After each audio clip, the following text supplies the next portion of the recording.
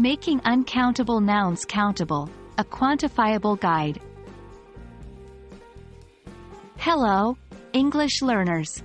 Today, we're diving into a very interesting and useful topic: making uncountable nouns countable. Specifically, we're going to focus on how to do this by using units of measurement. If you've ever been confused about how to quantify something that doesn't usually have a clear count, this is the video for you. To start off, let's quickly revisit the concept of countable and uncountable nouns. Countable nouns are things we can count with numbers, like apples, books, or cars. Uncountable nouns, on the other hand, are things we can't count because they're often seen as whole or mass items, such as milk, sugar, or advice. Now, let's dive into our main topic: how to use units of measurement to make uncountable nouns countable. This involves using additional words or expressions that can quantify these nouns. For example, we can't usually say 2 milks, because milk is an uncountable noun. But we can say 2 cups of milk, or 2 bottles of milk, because we're using a unit of measurement, cups, or bottles, to make milk countable. Let's look at some common units of measurement we can use. For liquids like milk, water, or oil, we can use cups, bottles, gallons, or liters.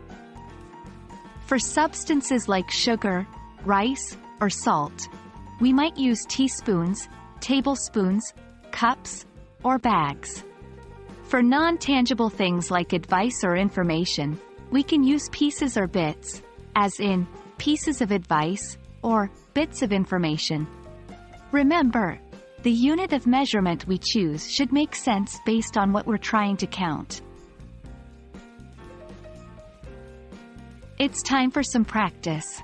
Here are a few examples to help solidify the concept. 1. Instead of saying, "I bought wine," you could say, "I bought a bottle of wine." 2. Instead of, "She gave me advice," try, "She gave me a piece of advice." 3. Instead of, "We need more flour," say, "We need another bag of flour."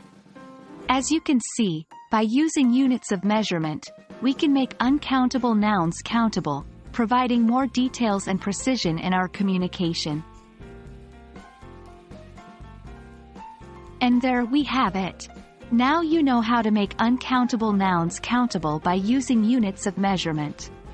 We hope you found this video helpful and feel more confident in quantifying the unquantifiable. Keep practicing, and you'll master this essential English language skill in no time. See you in the next video. Happy learning!